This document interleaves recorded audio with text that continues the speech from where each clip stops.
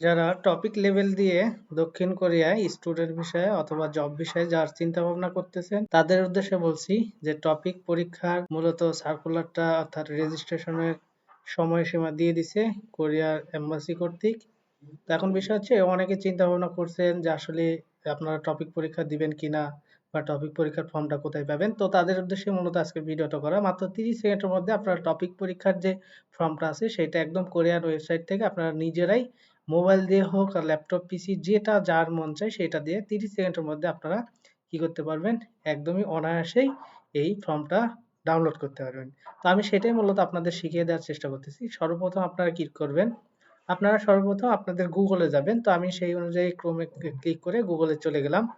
এবার গুগলে যাওয়ার পরে আপনি শুধুমাত্র লিখবেন topic, T O P I K, topic 2025, যেহেতু এখন 2025 সাল, এইটা লেখার সাথে সাথে টপিক 2025 লেখার সাথে সাথে আপনি কি করবেন, ইন্টারে ক্লিক করবেন। অর্থাৎ আপনি ক্লিক করার সাথে সাথে এরকম কিছু ওয়েবসাইট পাবেন। তো আপনি একদম সর্বপ্রথম যে ওয়েবসাইটটা দেখতে পাচ্ছেন সেখানে লেখা আছে 99তম আর কি, এখানে টপিক 2025 এর কথা বলছে, এটাতে আমরা ক্লিক করে দেব।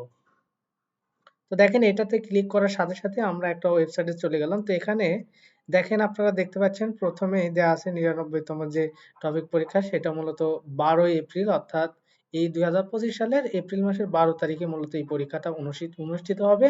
বাট আপনাদের অ্যাপ্লাই গুলো করতে হবে যেভাবে, সেই বিষয়গুলো মূলত জানতে হবে। এবং এটা আসলে কেন আপনারা শিখবেন, অনেকে আবেগের বশে মনে করেন পরীক্ষার সার্কুলার দিছে আর আপনারা কি করবেন, টাকা খরচ করে এটাতে অ্যাপ্লাই করে পরীক্ষা দিবেন। কিন্তু আপনার আসলে লক্ষ্য কি? আপনি আসলে কেন এটা শিখবেন বা এই পরীক্ষাটা কেন দিবেন? তো আসলে লেভেল পরীক্ষাটা মূলত দেয়া হয় স্টুডেন্ট বিষয়ে যারা পড়াশোনা করার জন্যে দক্ষিণ কোরিয়ায় যেতে চায় অথবা অন্যান্য জব বিষয়ে বা আরো বেশ কিছু সুযোগ সুবিধা আছে যেগুলোর জন্য মূলত তারা টপিক পরীক্ষা দেয়।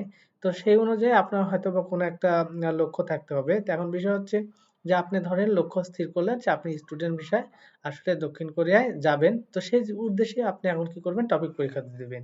তো সেটা ঠিক আছে আপনার, কিন্তু আপনাকে এইটাও চিন্তা করতে হবে যে আপনি যে লক্ষ্যটা নির্ধারণ করলেন যে আপনি এই উদ্দেশ্যে যাবেন, বাট সেই লক্ষ্য পূরণের জন্য যে ধাপগুলো আসলে পেরোতে হয় সেই ধাপগুলো তো আপনাকে জানতে হবে।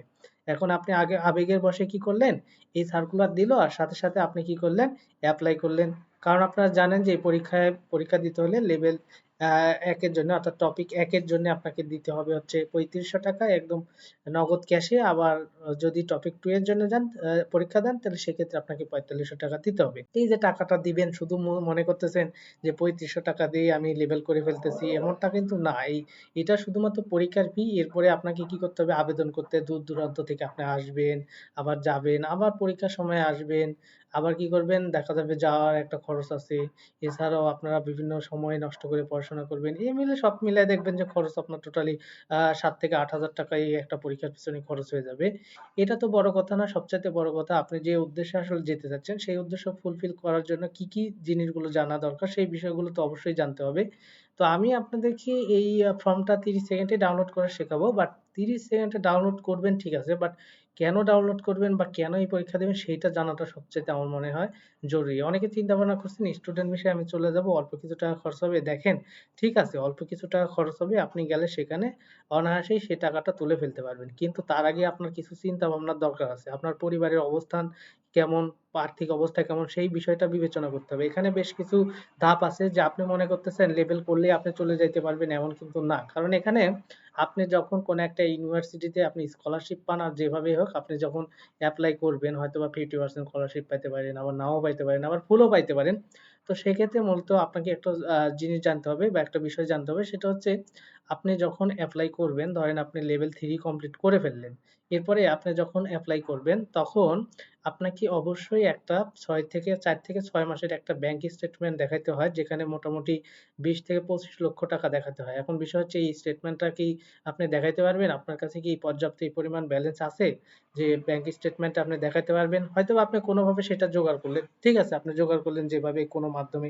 এখন দেখেন আপনি যে মাধ্যমে জোগাড় করবেন সেখানে কিন্তু বেশ কিছু বড় একটা অ্যামাউন্ট লাগবে। এছাড়াও আপনি যখন টিউশন ফি জমা দিবেন সেখানেও একটা অ্যামাউন্ট লাগবে। আপনাকে যদি কোনো এজেন্সি ধরেন সেক্ষেত্রে আপনাকে একটা অ্যামাউন্ট লাগবে। এখন দেখেন সবকিছু আপনি দিতে রাজি আছেন। কোনো সমস্যা নেই। আপনি যেভাবে হোক টাকা পয়সা জোগাড় করবেন। বাট একটা জিনিস মাথায় রাখবেন যে আপনি এগুলো সব জোগাড় করলেন, লেভেল 3, 4 কমপ্লিট করে ফেললেন। করার পরে আপনি যখন এপ্লাই করবেন, তখন আপনার ভিসাটা যদি কোনো মতে রিজেক্ট হয়ে যায়, কারণ সবগুলো ভিসাই যে আসলে তারা গ্রহণ করবে বা অ্যাকসেপ্ট করবে এমন কিন্তু না। অনেক ভিসা আছে রিজেক্ট হয়ে যায়। তাহলে আপনি কি কখনো চিন্তা করে দেখেছেন যে আপনার ভিসাটা যদি রিজেক্ট হয়ে যায়, তো সেক্ষেত্রে কি হতে পারে? আপনার এই মনে করেন যে স্টেটমেন্ট দেখাবেন, সেই যে একটা বিগ অ্যামাউন্টের একটা মনে করেন যে কোনোভাবে জোগাড় করলেন, করে সেখানে স্টেটমেন্ট দেখালেন, তার জন্য তো অবশ্যই কোনো একটা খরচ দিতে হবে।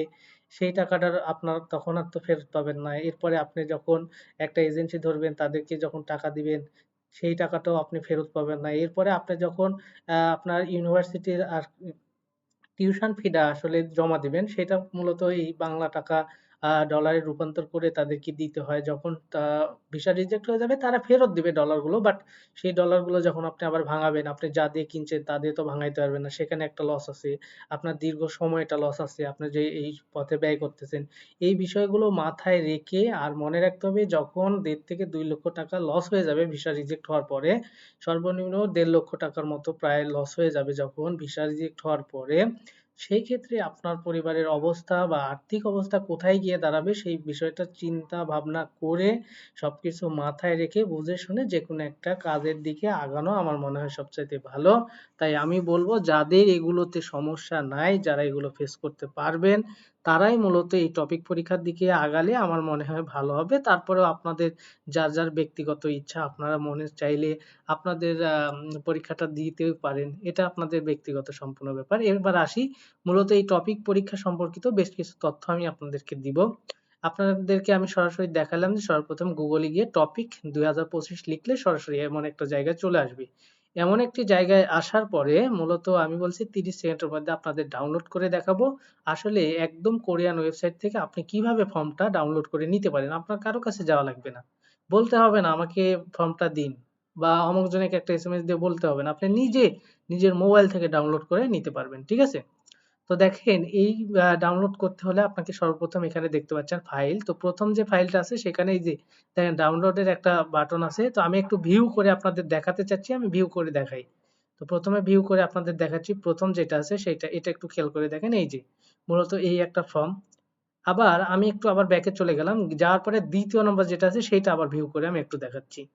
এটা ওই সেম ফর্ম, একই ফর্ম, মূলত ২ টা অবস্থানে আছে। অর্থাৎ পূর্বে যেটা দেখালাম সেটা মূলত ওয়ার্ড ফাইলে, আর পরবর্তীতে যেটা দেখালাম সেটা পিডিএফ ফাইলে। এখন দেখেন, আপনি যেইটা মন চায় আপনি ডাউনলোড করতে পারেন। এখন বিষয় হচ্ছে, আপনি যখন ১ নাম্বারটা ডাউনলোড করবেন তখন সেটা ওয়ার্ড ফাইল হয়ে যাবে। অর্থাৎ সেখানে আপনি কি করতে পারবেন, টাইপ করে লিখতে পারবেন। আর যখন ২ নাম্বারটাতে ক্লিক করবেন তখন সেটা পিডিএফ। অর্থাৎ আপনি যখন এই ডাউনলোড বাটনে ক্লিক করবেন, আমি আপনাদের দেখাচ্ছি, যখন এই যে ডাউনলোড বাটনে আমি ক্লিক করে দিলাম, অটোমেটিক দেখবেন যে কি হলো, এই যে আমার ডাউনলোড এখানে শুরু হয়ে গেল। ঠিক আছে? এই যে ডাউনলোড শেষ। আবার দ্বিতীয়টাতে যখন ক্লিক করব, খেয়াল করে দেখেন আবার আমার এই যে ডাউনলোড শুরু হয়ে গেল, এবং দ্বিতীয়টা দেখেন অটোমেটিক ডাউনলোড অলরেডি আমার শেষ হয়ে গেছে। এখন এখানে ঢুকে আমি এই দেখেন ২ টাই দেখতে পারবো। এখন দেখেন প্রথম যেটা দিছিলাম সেটা হচ্ছে ওয়ার্ড ফাইল, এবং শেষে যেটা দিলাম সেটা হচ্ছে পিডিএফ ফাইল। এখন বিষয় হচ্ছে, আপনি পিডিএফ ফাইল ওপেন করেও দেখতে পারেন, আপনি ওয়ার্ড ফাইল ওপেন করেও দেখতে পারেন। তার আগে মূলত আমরা এখন একটু বিস্তারিত, তো আমি একটু আপনাদের ওপেন করে এই পিডিএফ ফাইলটা ওপেন করেই দেখাই। এই যে মূলত পিডিএফ ফাইল। ঠিক আছে? এই মূলত কি, এটা একটা পিডিএফ ফাইল। তো আমরা পিডিএফটা ডাউনলোড করলাম। তাহলে এবার আমরা কি করি? এবার আমরা মূলত একটু ওয়ার্ড ফাইলটা ডাউনলোড করে দেখি। ওয়ার্ড ফাইলটা দেখুন, পিডিএফটা দেখলাম, এবার ওয়ার্ড ফাইলটা একটু দেখি।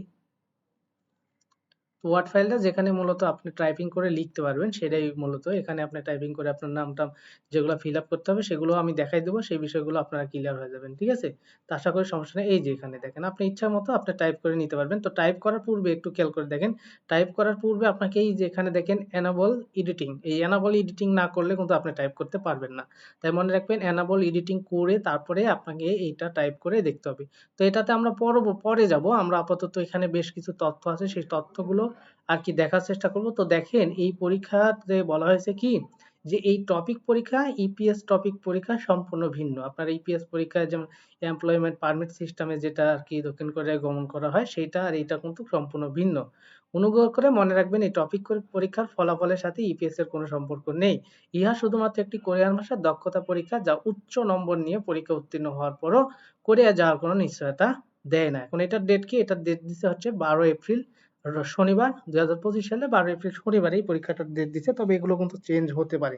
তো এখানে বলে দিছে যে আসলে এইটা মূলত আপনি এই যে রেজিস্ট্রেশন আর বিষয়টা বা আপনার যে এক্সাম ভ্যালু ট্যালু এই জায়গাগুলো মূলত বলে দিবে হচ্ছে 7 থেকে 10 এপ্রিল, যে 12 এপ্রিল অর্থাৎ 12 তারিখে পরীক্ষা, এর মধ্যে আপনি বিষয় হচ্ছে জানতে পারবেন। এবার আসেন মূলত আমরা যে পরীক্ষা দিব টপিক 1, এই টপিক 1 এর মধ্যে আছে 1 আর 2 অর্থাৎ লেভেল 1 লেভেল 2, বিষয়টা বুঝছেন?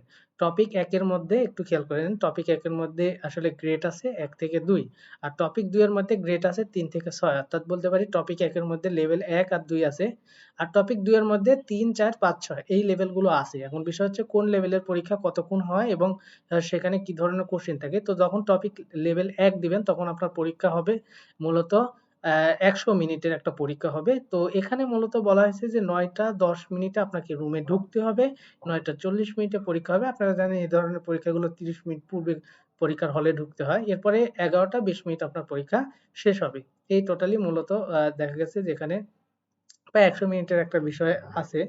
তো এরপরে আসেন টপিক 2 এর যেটা আছে সেইটার ক্ষেত্রে মূলত 2টা পিরিয়ড থাকে, অর্থাৎ পরীক্ষার 2টা সময়ে পরীক্ষা হয়। তো প্রথম যে পরীক্ষা হয় সেটা 110 মিনিট, দ্বিতীয়বার যেটা হয় সেটা হচ্ছে 70 মিনিট। তো টপিক 1 এর যে পরীক্ষাগুলো হয় সেটা মূলত লিসেনিং আর রিডিং অংশের উপর নৈর্ব্যক্তিক আকারে হয়। আর টপিক 2 এর যে পরীক্ষাগুলো হয় সেখানে মূলত আপনার দেখবেন যে রিডিং আছে, লিসেনিং আছে, আবার রাইটিং অংশও আছে। এই বিষয়গুলো নিয়ে পরীক্ষা।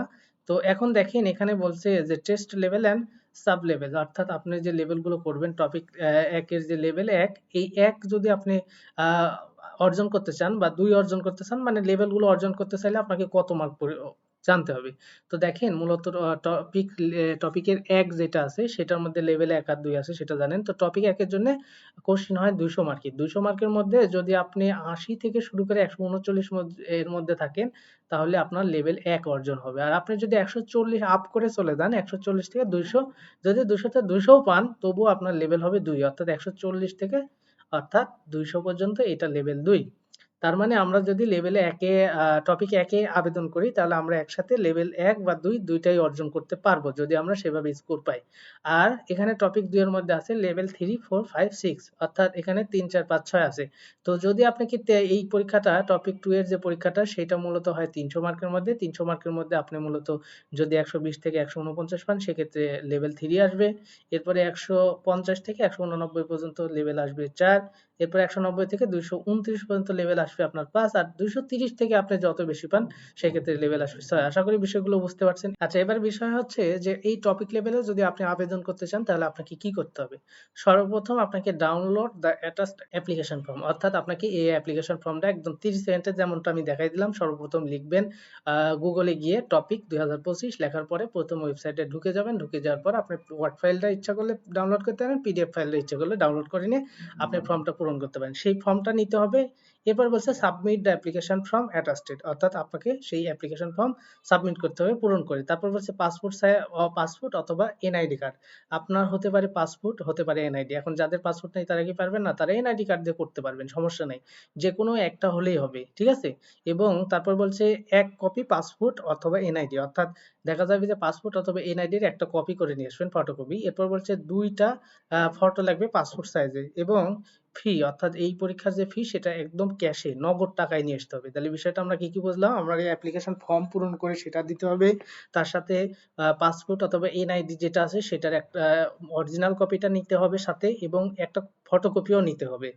এরপরে পাসপোর্ট সাইজের 2টা ছবি এবং টাকা নিতে হবে। তো টাকা দেখেন কি বলা হয়েছে এখানে, এখানে মূলত আপনাদের বলে দিছে যে এই যে 11 তারিখ শনিবার, অর্থাৎ 2025 সালে জানুয়ারি মাসে, যে জানুয়ারি মাস চলতেছে এটার 11 তারিখ, অর্থাৎ আগামীকালকে, এই আগামীকালকে শনিবার অথবা 18 তারিখ শনিবার, এই 2টা দিন অনলি। আবার এইটা ভাববেন না যে 11 থেকে 18 তারিখ এই এই কটা দিনের মধ্যে যেদিন যাবেন সেদিনই হবে, এমন না কিন্তু। 11 তারিখ আর 18 তারিখ এই 2টা তারিখের মধ্যে যারা আগে আসবেন, এখানে বলছে first come first service basis, অর্থাৎ যারা আগে আসবেন তারাই শুধু অ্যাপ্লাই করতে পারবেন, তাদের একটা নির্দিষ্ট আর কি কোটা আছে, সেটা পূরণ হয়ে গেলে পরে হয়তো বা পারবেন না। এরপর বলছে 9টা থেকে 4টার মধ্যে আপনি আসলেই আপনি আবেদন করতে পারবেন, তবে লাঞ্চ টাইমটা দেওয়া আছে 12টা 30 থেকে 1টা 30 পর্যন্ত, এই সময় বাদ দিয়ে। তারপর বলছে এই বিষয়টা বলছে, এবং এই পরীক্ষার ফি হচ্ছে যখন টপিক 1 এর লেভেল 1 অথবা 2 গ্রেডের জন্য পরীক্ষা দিবেন, তো সেক্ষেত্রে 3500 টাকা, আর টপিক 2 এর জন্য অর্থাৎ 3 থেকে 6 লেভেলের জন্য পরীক্ষা দিলে 4500 টাকা নগদে আনতে হবে। এই বিষয়টা বলছে। এবং এখানে আপনাদের অ্যাড্রেসটাও দিয়ে দিছে, embassy of the Republic of Korean in Bangladesh. এখানে বলছে 4 মাদানী অ্যাভিনিউ, বারিধারা, ঢাকা 1212।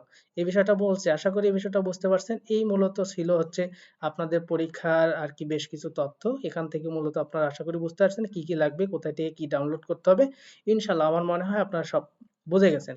এবার আসেন মূলত ফর্মটা কিভাবে আপনারা পূরণ করবেন। তো ফর্ম পূরণ করার বিষয়টা আমি আপনাদেরকে একটু দেখানোর চেষ্টা করব। তাহলে এখন মূলত এই যে আমাদের যে ফর্মটা আছে, এই ফর্মটা অনেকে জানেন না কিভাবে পূরণ করতে হয়। সেই পূরণ করার নিয়মটা আমি আপনাদের শিখিয়ে দেবো। সর্বপ্রথম আপনারা দেখতে পাচ্ছেন এখানে কি আছে, অ্যাপ্লিকেশন নম্বর। এখানে আপনাদের কিছু বসাইতে হবে না, এটা ওনারা বসাই দিবে। এরপরে আপনাকে প্রথমে যেটা বলছে যে টেস্ট লেভেল, আপনার কি 1 নম্বর টেস্টে না 2 নম্বর টেস্টে কোনটাতে পরীক্ষা দিবেন সেই বিষয়টা মূলত এখানে নির্ধারণ করতে হবে। তো আপনি যদি টপিক 1 এ অর্থাৎ লেভেল 1 2 এর জন্য দেন তাহলে এখানে টিক দিবেন, আর যদি টপিক 2 অর্থাৎ লেভেল 3 থেকে 6 এর মধ্যে দেন তাহলে সেটা আপনাকে এইটা মধ্যে টিক দিতে হবে।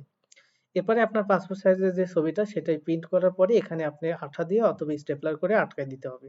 এরপরে এই 2 নম্বরে বলছে যে রেজিস্ট্রেশন নম্বর, তো এটা আপনার দরকার নেই, এটা আপনি দিবেন না এটা। তারপরে দেখেন এখানে বলা হয়েছে, নিচে একটু চলে যাই আমি, নিচে 3 এ বলা হয়েছে টেস্টিং এরিয়া, সেটা তো দেওয়া আছে ঢাকা বাংলাদেশ। এরপরে বলছে যে টেস্টিং প্লেস অর্থাৎ স্থানটা, স্থানটা যদিও দেওয়া আছে যে এই জায়গাটা, তবে এই জায়গাটা নাও হতে পারে, এই জায়গাটা পরে চেঞ্জ হতে পারে, সেটা পরবর্তীতে দেখা যাবে। এরপরে বলছে যে 5 নম্বরে দেখেন, 5 নম্বরে কি আছে, 5 নম্বরে বলছে কোরিয়ান, অর্থাৎ কোরিয়ান শব্দ দিয়ে আপনার নামটা লিখতে হবে, এখানে নামটা লিখবেন এবং এখানে সিগনেচার করবেন, এই বিষয়টা বলছে। এরপরে বলছে ইংলিশ ল্যাঙ্গুয়েজ দিয়ে, অর্থাৎ ইংলিশ অক্ষর দিয়ে এখানে আপনার নামটা লিখতে হবে এবং সিগনেচার করতে হবে, এই বিষয়টা কিন্তু বলা হয়েছে। এখন একটা জিনিস খেয়াল করে দেখেন, এখানে আমরা 6 পর্যন্ত দেখলাম, আর 7 এ কি আছে, 7 এ একটু দেখেন আপনার যে পুরুষ না মহিলা, যদি পুরুষ হন তাহলে সেক্ষেত্রে প্রথম এইটাতে টিক দিবেন, আর যদি মহিলা হন তাহলে এটাতে টিক দিবেন। এরপরে বলছে ন্যাশনালিটি, জাতীয়তা, তো জাতীয়তার ক্ষেত্রে আপনি যে দেশে সেই দেশের কথা এখানে লিখবেন। বাংলাদেশী, যেহেতু বাংলাদেশে অ্যাপ্লাই করবেন তাহলে বাংলাদেশে লিখবেন এটা। এরপরে 9 নম্বরে কি বলা হয়েছে, 9 নম্বরে বলা হয়েছে জিগফ। এই জিগফ মানে আসলে পেশা, আসলে আপনি কি পেশায় আছেন সেই বিষয়টা মূলত এখানে তুলে ধরতে হবে। আপনি যদি ছাত্র হন তাহলে এই যে স্টুডেন্টে দিবেন, যে যেটা সে সেটাতে দিবেন। এখন এই যে জাতীয়টা এখানে আপনি কি বাংলাতে লিখবেন নাকি ইংলিশে লিখবেন, আপনি নাকি কোরিয়ান শব্দে লিখবেন। তো এইখানে আপনি হয় ইংলিশে লিখবেন অথবা কোরিয়ান শব্দে লিখবেন, তাহলেই জাতীয়টা হবে। তবে আপনি যদি মনে করেন যে কোরিয়ান শব্দ দিয়ে লিখবেন তাও পারেন, অথবা দুইটা দিয়েও লিখতে পারেন, সমস্যা নেই। এবার আসেন 10 নম্বরে বলা হয়েছে কি আপনার জন্ম তারিখ, সেটা হচ্ছে আপনার পাসপোর্ট অথবা এনআইডি অনুযায়ী। তো প্রথমে এখানে কি দিবেন, বছর অর্থাৎ কত সাল, সাল দিবেন, তারপরে মাস দিবেন, তারপরে এখানে দিন দিবেন। আশা করি বুঝতে পারছেন। 11 নম্বরে আপনার ঠিকানাটা দিতে হবে। এরপরে এখানে দিতে হবে পোস্টাল কোড, যেমন যার পোস্ট কোড যত সে সেই কোডটা দিবেন। এরপরে মোবাইল ফোন নাম্বার, এরপরে আপনার পরিবারের কারো একটা মোবাইল ফোন নাম্বার দিবেন। এখানে কি দিবেন, জিমেইল নাম্বার, এবং জিমেইল নাম্বার @রেটকে মাঝে রেখে, হ্যাঁ, আপনার যে জিমেইল নাম্বারটা আছে সেখানে যেখানে @ আছে, তো সেই জিনিসটা ঠিকঠাক রেখে আর কি কাজ করবেন, ঠিক আছে।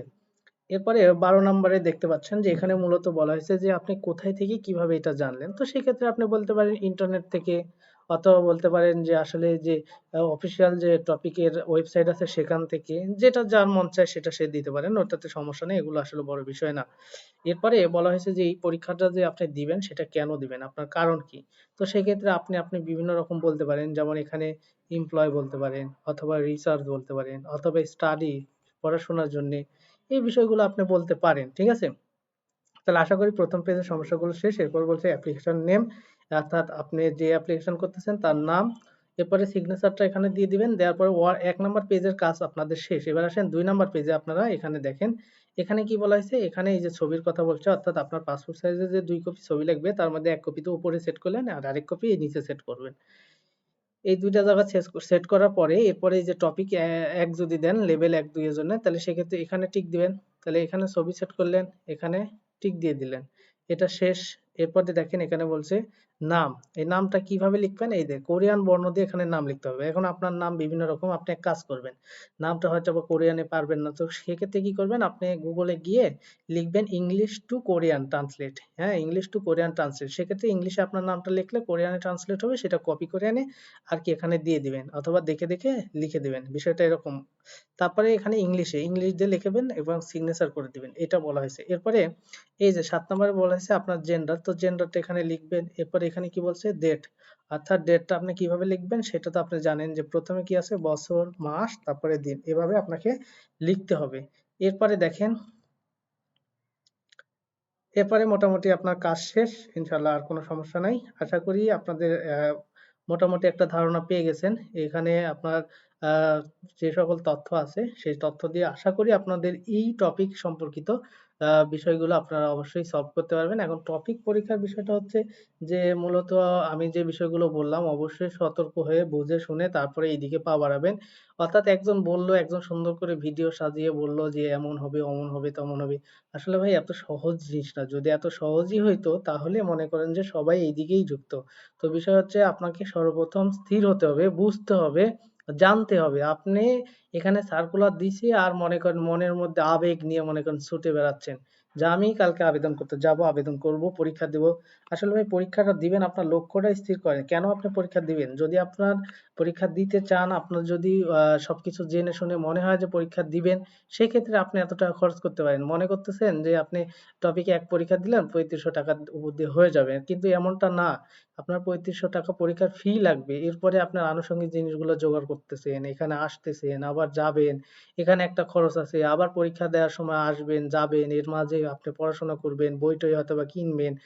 এই বিষয়গুলোতে আপনার কত টাকা খরচ হবে সেই বিষয়টা চিন্তা করেন। এত টাকা আপনি খরচ করবেন কোন উদ্দেশ্যে? এবার আসেন, আপনি উদ্দেশ্য নির্ধারণ করলেন আপনি দক্ষিণ কোরিয়ায় পড়াশোনায় যাবেন। এখন দেখেন, পড়াশোনায় যাইতে হলে তো আপনাকে বুঝতে হবে যে আপনার একটা ব্যাংক স্টেটমেন্ট, আপনার তো অত টাকা নাই। তাহলে আপনি দেখাবেন, কিভাবে দেখাবেন বুঝতে পারতেছেন। সবকিছু তো আর ভাঙে চুরে বলা যায় না সব জায়গায়। তো বিষয়টা বুঝতে হবে, এখানে বিগ একটা অ্যামাউন্ট আপনার খরচ হবে। যদি আল্লাহ হয়ে যায় তাহলে তো ভালো। আর যদি কোনমতে আপনার ভিসা যদি রিজেক্ট হয়ে যায়, তাহলে আপনি যে এই যে টাকাগুলো মনে করেন যে স্টেটমেন্ট দেখানোর জন্য ধরেন একটা টাকা দিবেন তাদের। তো এই মূলত এই টাকাটা কি হয়ে যাবে? তখন তো আর আপনি ফেরত পাবেন না। আবার একটা এজেন্সি যদি ধরেন যে তারা হেল্প করবে, সেক্ষেত্রে যে তাদেরকে যে টাকা দিবেন সেটাও তো ফেরত পাবেন না। আবার আপনি আ যে টিউশন ফিটা দিবেন সেটা তো কনভার্ট করে আপনি টাকা আ ডলার কিনলেন সেটা দিবেন বাট ডলার ফেরত পাবেন, কিন্তু আপনার ফেরত পাওয়ার পরে তো যে টাকা দিয়ে কিনছেন সেই টাকা আপনি ইয়ে করতে পারবেন না। এছাড়া আনুষঙ্গিক এখান থেকে ওখানে দৌড়াদৌড়ি করতে অনেক টাকা খরচ হয়ে যাবে। তো আমি বলব যে আপনি পরিবারের আর্থিক অবস্থা সবকিছু চিন্তা ভাবনা বিবেচনা করে মনে রাখবেন যে আপনি বর্তমানে যে পজিশন আছেন, আপনার ভিসা যদি রিজেক্ট হয় ১.৫ থেকে ২ লক্ষ টাকা যখন আপনার লস হয়ে যাবে, তখন আপনার অবস্থান কোথায় গিয়ে দাঁড়াবে? সবকিছু চিন্তা ভাবনা করে তারপরে আপনারা এই টপিকের দিকে পা বাড়াতে পারেন। আর যদি অনেকে মনে করেন যে আপনারা ইপিএস পরীক্ষা দিবেন, তো যেহেতু আপনারা মনে করেন সামনে পরীক্ষা দিবেন, সুযোগ পাচ্ছেন না, তে নিজেকে একটু যাচাই করতেন। সেক্ষেত্রে আপনি এই পরীক্ষাটা দিতে পারেন। সেক্ষেত্রে আপনার কিন্তু ৭-৮ হাজার টাকা ধরে রাখতে হবে। এই পরীক্ষার পিছনে প্রায় খরচ হয়ে যাবে। সবকিছু চিন্তা ভাবনা করে তারপরে এই টাকাটা দিবেন এবং উদ্যোগ নিবেন। তো আশা করি বিষয়গুলো আপনাদের কাছে অবশ্যই গুরুত্বপূর্ণ মনে হতে পারে, আবার নাও হতে পারে। অনেকের কাছে গুরুত্বপূর্ণ নাও মনে হতে পারে। তো যদি আপনার কাছে এই বিষয়টা গুরুত্বপূর্ণ মনে হয় যে এই বিষয়গুলো জানা দরকার, তাহলে অবশ্যই আপনি নিজে তো জানলেন, আবার আপনার আরেক ভাইকে জানার সুযোগ করে দিবেন। অর্থাৎ ভিডিওটি শেয়ার করবেন যাতে আরেকজন জানতে পারে এবং সে সঠিক সিদ্ধান্তটা গ্রহণ করতে পারে সবকিছু চিন্তা ভাবনা করে। তো তাদের এই উপকারের কথা উদ্দেশ্য করে মূলত অবশ্যই ভিডিওটি শেয়ার করবেন। যেমন আমি আপনাদের উপকারের কথা চিন্তা ভাবনা করেই মূলত ভিডিওটি আপলোড করতেছি বা আপলোড করছি। আ তো সেক্ষেত্রে মূলত আপনারা অবশ্যই ওটা নিয়ে চিন্তা ভাবনা করে ভিডিওটি শেয়ার করবেন এবং বিষয়গুলো অবশ্যই কি করবেন? অবশ্যই মূলত সকলের মাঝে ছড়াই দিবেন যাতে সকলে সঠিক সিদ্ধান্তটা নিয়ে তারপরে এই দিকে পা বাড়াইতে চায় বা পা বাড়ায়। অর্থাৎ একজন না জেনে অনেক টাইমে আমরা আসলে বেশি আবেগী হই। আবেগী হওয়ার কারণে সার্কুলার দিছি, এপ্লাই করছি আর চলে আসছি। কিন্তু আপনার তো লক্ষ্য স্থির করতে হবে, জানতে হবে। আপনি চাইলেন আর চলে গেলেন স্টুডেন্ট ভিসায়, এত সোজা? যদি তেমনই হইতো সবাই তাই করতো। ঠিক আছে? তো আশা করি সকলের জন্য এই ভিডিওটি অবশ্যই উপকার নিয়ে আসবে বা সকলের জানার কিছু বিষয় আছে। আপনারা বেশ কিছু তথ্য জানতে পারবেন। তো আর কথা না বাড়াই, অবশ্যই আপনাদেরকে বলেছিলাম ৩০ সেকেন্ডের মধ্যে আপনারা এই লেভেল পরীক্ষার যে ফর্মটা সেটা ডাউনলোড করতে পারবেন, সেটা ইনশাল্লাহ আমি শিখিয়ে দিয়েছি ভিডিওর মধ্যে। আশা করি 30 সেকেন্ডের মধ্যে আপনারা ডাউনলোড করতে পারবেন এবং এটা সকলের মাঝে আশা করি ছড়াই দিবেন। তো কথা আর না বাড়াই আজকের মতো এ পর্যন্তই। আপনারা সকলে ভালো থাকবেন, সুস্থ থাকবেন। খোদা হাফেজ।